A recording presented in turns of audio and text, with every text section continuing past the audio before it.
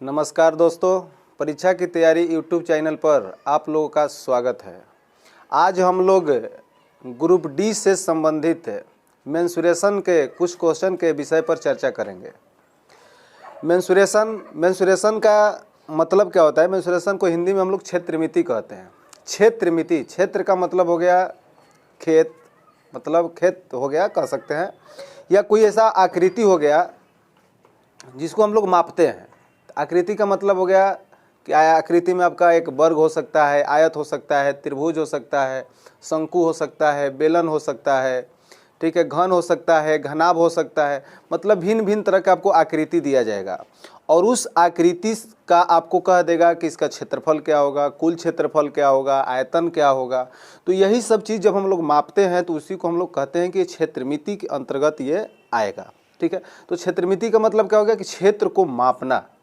क्षेत्रमिति मतलब होगा किसी क्षेत्र को मापना। वो क्षेत्र किसी भी शेप का हो सकता है। शेप मतलब समझिएगा, वर्ग, आयत, वृत्त, घन, घनाभ, गोला, मतलब कोई भी शेप का आपको हो सकता है। तो आइए इस तरह के प्रश्न के बारे में हम लोग चर्चा करेंगे जो आपके ग्रुप डी एग्जाम के लिए काफ़ी महत्वपूर्ण साबित होगा। ग्रुप डी एग्ज़ाम का डेट भी निकल चुका है, 23 फरवरी से एग्ज़ाम हो रहा है। तो हम उम्मीद करेंगे कि यदि आप इस वीडियो को अंत तक देखते हैं तो क्षेत्रमिति से संबंधित प्रश्न आपका आसानी से एग्जाम में बन जाएगा। ठीक है, तो आइए क्षेत्रमिति से संबंधित कुछ प्रश्न के विषय पर हम लोग चर्चा करते हैं। तो फर्स्ट क्वेश्चन आपको स्क्रीन पर दिख रहा है, दे रहा है कि एक आयत की लंबाई इसकी चौड़ाई से दुगनी है। यदि आयत का परिमाप 78 मीटर है तो आयत का क्षेत्रफल क्या है? ऑप्शन है आपके पास 300 metre square, 338 metre square, 169 metre square, 507 metre square. उसमें नाम है आयत। आयत के बारे में हम लोग थोड़ा सा पढ़ लेते हैं। आयत के बारे में पढ़ लेते हैं, थोड़ा छोटा हिस्से बना लेते हैं। आयत क्या होता है? आयत वह आकृति होता है, वह बहुभुज होता है जिसके अपोजिट साइड इक्वल होता है। मतलब आमने सामने की जो भुजा होती है वो बराबर होती है। तो आमने सामने की भुजाएं बराबर होगी, यानी कि ये एल हुआ तो आपका ए भी एल हो जाएगा।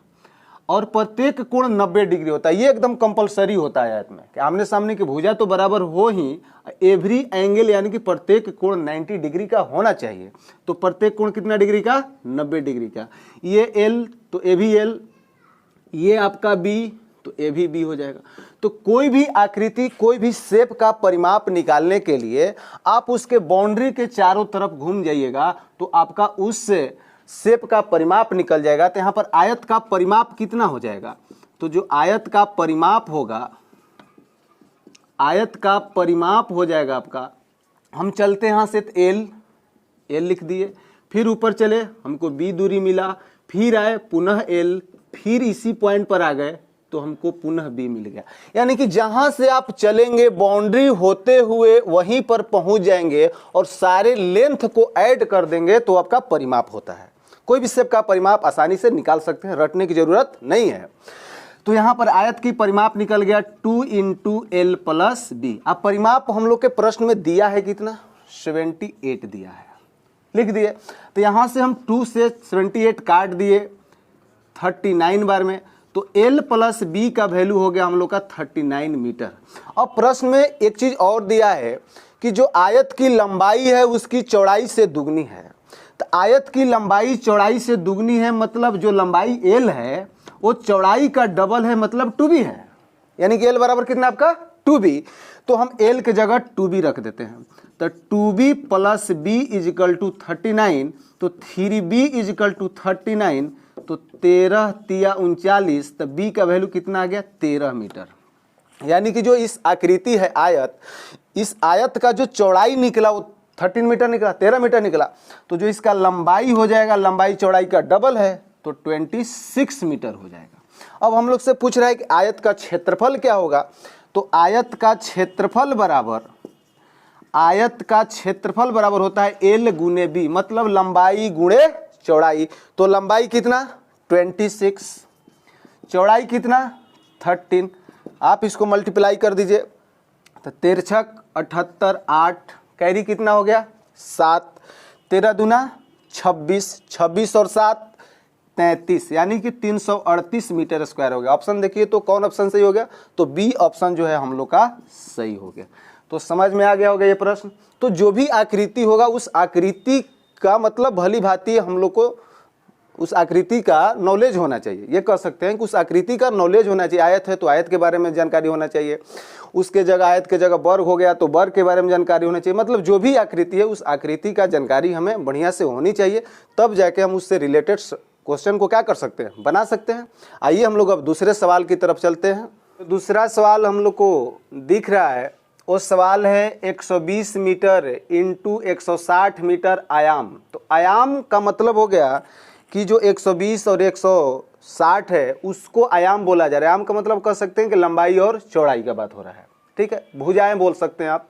तो एक आयताकार मैदान से 40 मीटर गुणे 60 मीटर आयाम के कितने आयताकार भूखंड बनाए जा सकते हैं। मतलब एक बहुत बड़ा भूखंड है, एक बहुत बड़ा भूखंड है जिसका लेंथ है 120 मीटर और चौड़ाई है 160 मीटर। या कह सकते हैं कि लेंथ 160 हो गया, चौड़ाई 120 हो गया। मतलब लेंथ और ब्रेथ का जो गुणनफल है वो 120 और 160 है। तो आयाम है तो वहाँ पर तो क्लियर नहीं है कि लेंथ कौन है और ब्रेथ कौन है, ठीक है।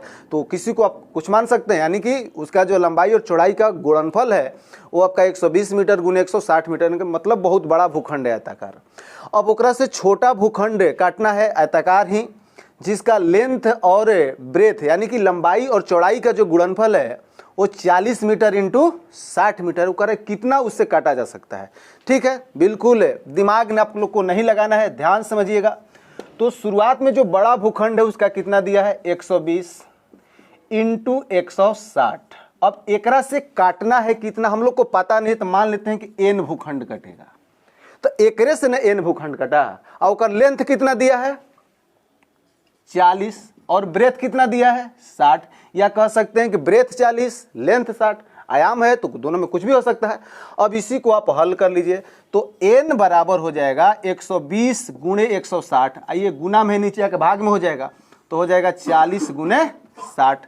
तो 00 आपका कट गया, ठीक है। 4 तिया 12, 3 दूना 6, 2 आठे 16। यानी कि कितना भूखंड काटा जा सकता है किस आयाम के, मतलब 40 इंटू 60 का, तो 8 भूखंड उसमें से निकाला जा सकता है, काटा जा सकता है। क्लियर है। तो हम उम्मीद करेंगे कि इस ये प्रश्न आप लोग को बढ़िया से समझ में आ गया होगा। तो आइए हम लोग अब तीसरे प्रश्न की तरफ चलते हैं। जो तीसरा सवाल हम लोग को दिखाया जा रहा है, तीसरा सवाल है हम लोग का, एक आयताकार हॉल की लंबाई उसकी चौड़ाई के 4/3 गुणा है। यानी कि जो लंबाई और चौड़ाई का रेशियो है वो 4/3 गुणा। तो 4/3 गुणा का मतलब हो गया 4:3। 4/3 गुणा का मतलब क्या हुआ 4:3।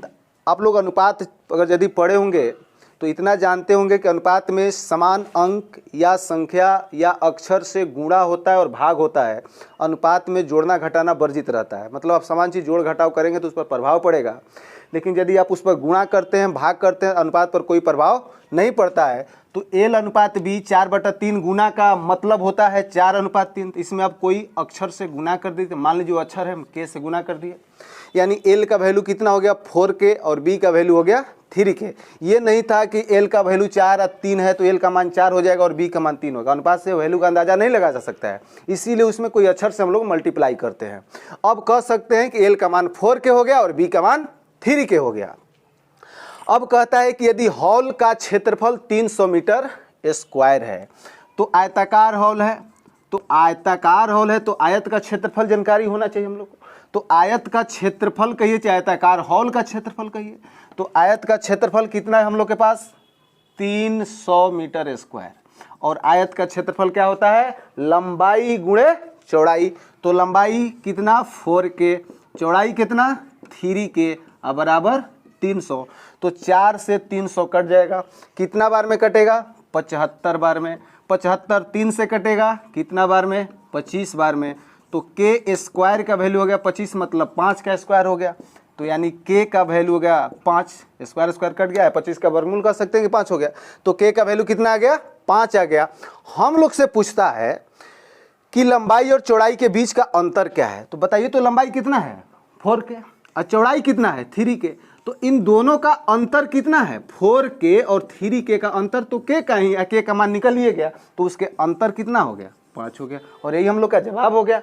चलिए हम लोग अगले सवाल की तरफ चलते हैं। वो सवाल है कि दो विभिन्न वर्गों की भुजाओं का अनुपात 4:5 है। दो विभिन्न वर्ग मतलब दो वर्ग है जिनका शेप अलग अलग है। इससे पहले हम लोग आयत का जिक्र किए, अब वर्ग आ गया, तो वर्ग के बारे में थोड़ा सा जान लेते हैं। वर्ग मतलब वह आकृति, वह बहुभुज जिसके चारों साइड आपस में बराबर होते हैं और प्रत्येक कोण 90 डिग्री का होता है, उसको हम लोग वर्ग बोलते हैं। तो वर्ग किसको बोलते हैं, जिसके चारों साइड, चारों भुजा आपस में बराबर होता है और प्रत्येक कोण 90 डिग्री का होता है। तब वर्ग में भी 4 भुजा होता है, आयत में भी 4 भुजा होता है। आयत का आमने सामने की भुजा बराबर हुआ था, ये कर चारों भुजा आपस में बराबर होता है। यानी कि ये यदि ए है तो ए भी आपका ए हो जाएगा, ए भी आपका ए हो जाएगा, ए भी आपका ए हो जाएगा, ठीक है। अब विभिन्न वर्ग बोल रहा है, एक मतलब कि दोनों वर्ग का शेप अलग अलग है, तो इस वर्ग का यदि शेप बी हो गया तो एकरो बी हो जाएगा, मतलब सगरों से बी बी हो जाएगा, ठीक है। तो जो आयत का क्षेत्रफल हुआ था एल बी था, तो लंबाई गुने चौड़ाई, तो इसका क्षेत्रफल क्या होगा, इसका लंबाई का काम भी एक कर रहा है और चौड़ाई का काम भी एक कर रहा है, तो वर्ग का क्षेत्रफल क्या हो जाएगा, तो वर्ग का क्षेत्रफल हो जाएगा a इंटू ए, यानी कि ए स्क्वायर। इसका क्या कहेगा, तो इसका हो जाएगा b गुने बी, मतलब बी स्क्वायर। परिमाप कह देगा तो ए कई गो ए, 4 गो ए, तो वर्ग का परिमाप आप क्या कर सकते हैं, 4 गुने भुजा, यानी कि चारों तरफ से जब बाउंड्री की लंबाई जोड़ेंगे तो 4 गो ए मिलेगा, तो 4 गुने भुजा होगा। ए भुजा का लंबाई है तो 4 ए, बी लंबाई है तो 4 बी, ठीक है। बी भुजा है तो क्षेत्रफल हो जाएगा बी स्क्वायर, ए भुजा है तो क्षेत्रफल हो जाएगा ए स्क्वायर, मतलब जो भी भुजा है उसका स्क्वायर हो जाएगा। तो यहाँ पर हम लोग का प्रश्न है कि दो विभिन्न वर्गों की भुजाओं का अनुपात, यानी कि जो ए अनुपात बी है, ए अनुपात बी, एक भुजा ए है एक भुजा बी मान लिए, तो ए अनुपात बी कितना दिया है आप लोग का, 4:5 दिया है, मतलब 4/5 है। तो उन वर्गों के क्षेत्रफलों का अनुपात, क्षेत्रफल मतलब उसका भुजा का स्क्वायर, तो भुजा का स्क्वायर मतलब दोनों का हम स्क्वायर कर देते हैं, तो ए स्क्वायर करेंगे बटा बी स्क्वायर करेंगे, जब लेफ्ट साइड स्क्वायर करेंगे तो राइट साइड भी आपको स्क्वायर करना पड़ेगा, तो 4 का स्क्वायर कर देंगे बटे 5 का स्क्वायर हो जाएगा, तो 4 का स्क्वायर कितना हो जाएगा 16, 5 का स्क्वायर 25, यानी कि उसके जो क्षेत्रफल का अनुपात हो गया, क्षेत्रफल कह सकते हैं कि भुजाओं के वर्ग कह सकते हैं, वर्ग का क्षेत्रफल का मतलब उसके भुजा का वर्ग, तो जो उसके क्षेत्रफल का अनुपात हो जाएगा आपका 16:25। समझ में आ गया, तो आसानी से बन गया। तो आइए हम लोग अगले सवाल की तरफ अब चलते हैं। चलिए अगला जो सवाल हम लोग को स्क्रीन पर दिख रहा है वो सवाल वृत्त से संबंधित है। तो वृत्त क्या होता है इसके बारे में हम समझा देते हैं कि वृत्त किसी समतल में बिंदुओं का वह समूह होता है, बिंदुओं का वह समुच्चय होता है जिसकी समतल में एक निश्चित बिंदु से दूरी बराबर होती है। जो निश्चित बिंदु होता है, जो निश्चित बिंदु होता है उसको हम लोग केंद्र बोलते हैं कि वो वृत्त का केंद्र है, और जो निश्चित दूरी होता है उस निश्चित दूरी को हम लोग त्रिज्या नाम देते हैं, ठीक है। वृत्त क्या होता है कि वृत्त समतल में बिंदुओं का वह समूह होता है जो समतल में स्थित एक स्थिर बिंदु से बराबर दूरी पर होता है। तो जो स्थिर बिंदु होता है ना उसको हम लोग केंद्र बोलते हैं, और जो बराबर दूरी होता है उसको हम लोग त्रिज्या बोलते हैं। ओके, आइए वृत्त के बारे में थोड़ा सा और बता देते हैं कि जो वृत्त हो गया, वृत्त की जो ये लंबाई है, इस लंबाई को हम लोग परिधि बोलते हैं, अंग्रेजी में सरकमफ्रेंस बोलते हैं। क्या बोलते हैं इसको हम लोग, परिधि बोलते हैं। और वृत्त के परिधि पर दो बिंदु को जो रेखाखंड मिलाएगा, यानी कि जो रेखाखंड और परिधि पर एक बिंदु है यानी दो बिंदु है, दो बिंदु को मिलाने वाले रेखाखंड को हम लोग जीवा बोलते हैं। क्या बोलते हैं, जीवा। और जो ये लेंथ हुआ यानी कि परिधि का जो पार्ट हुआ, एकरा के हम लोग चाप बोलते हैं, इंग्लिश में आर्क बोलते हैं, और इसको कॉर्ड बोलते हैं। इसको क्या बोलते हैं, आर्क, और इसको बोलते हैं कॉर्ड। जैसे मान लीजिए कि यहाँ पर ए वर्ड है और बी है, तो जीवा का संकेत है, तो जीवा ए बी है तो ए बी के ऊपर रेखा खींच देंगे, मतलब कि ये रेखाखंड की बात हो रहा है। और चाप का संकेत आपका हो जाएगा ए बी, और इस पर इसे चांद जैसा बना देंगे, यानी कि ये शेप हो गया आपका। अब यही जीवा जब होते होते केंद्र से गुजर जाएगा, वृत्त के सेंटर से जब गुजरने लगेगा तो ये सबसे बड़ा जीवा का काम करेगा। यानी कि वृत्त की सबसे बड़ी जीवा जो होती है वो वृत्त के केंद्र से गुजरती है, जिसको हम लोग नाम देते हैं व्यास। क्या देते हैं, व्यास, इंग्लिश में डायमीटर।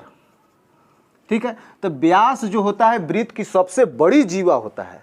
तो व्यास मतलब ये आर, केंद्र से यहाँ दूरी और ये भी दूरी आर, तो व्यास बराबर वही हम लोग रटते हैं कि व्यास डी बराबर होता है 2 गुने त्रिज्या। तो 2 गुने त्रिज्या हुआ कैसे, आर और आर मिलकर 2r हो गया।